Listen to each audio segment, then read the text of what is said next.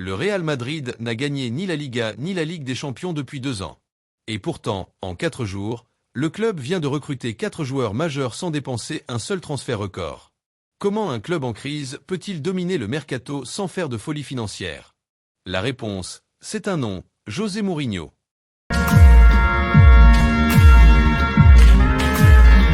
I am José Mourinho. I've coached the best clubs in the world.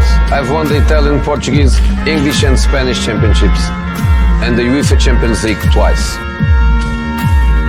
I turn good players into great players and great teams into champions. There is just one more thing for me to accomplish. Bienvenue sur l'Air Galactico, la chaîne 100% Real Madrid en français.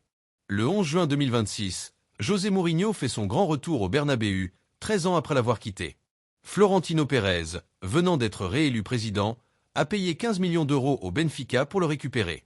Et en quelques jours seulement, l'effet Mourinho a déjà transformé tout le mercato madrilène. 4 signatures. 4 profils différents. Une seule logique. On décortique tout. Premier épisode, Marc Cucurella. Vendredi, rien. Aucune rumeur. Cucurella semblait même parti pour signer à l'Atlético Madrid. Et puis, en 48 heures, tout bascule. Le Real fait une première offre vendredi.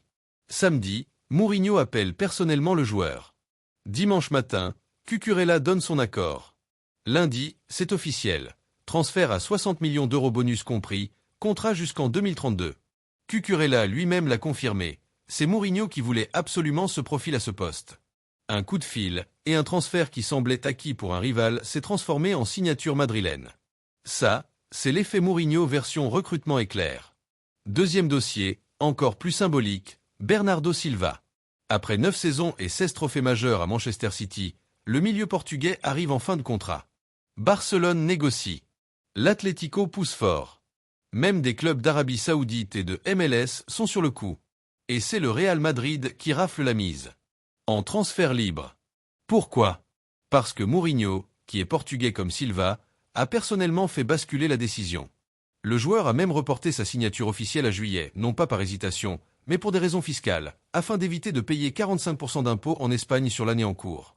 Un transfert à 0 € de frais, mais qui aurait pu coûter cher à n'importe quel autre club tellement la concurrence était féroce. Troisième mouvement, la défense. Ibrahima Konaté, libre après son départ de Liverpool, signe au Real Madrid. Le défenseur français a réagi sur Instagram en changeant son club dans sa bio, suivi d'un simple message « à la Madrid ».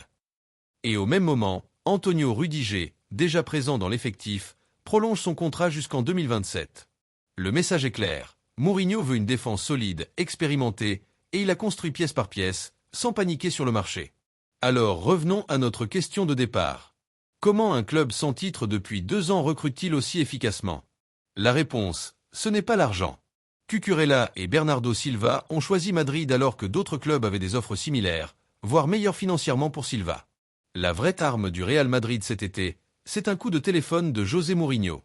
Et ce n'est pas terminé. Le club travaille déjà sur le dossier Enzo Fernandez, pendant que Denzel Dumfries devrait aussi arriver de l'Inter Milan. Florentino Pérez avait promis un transfert à 150 millions d'euros pendant sa campagne. Pour l'instant, aucune des 4 signatures ne s'en approche. La vraie question, c'est où ira cet argent-là? En 4 jours, le Real Madrid a complètement changé de visage. Et avec Mourinho aux commandes, ce mercato est loin d'être terminé. Toi, parmi ces 4 signatures, laquelle te convainc le plus? Dis-le en commentaire. Abonne-toi à l'Air Galactico, on couvre tout le mercato madrilène, semaine après semaine, en français. À la Madrid, et à très vite.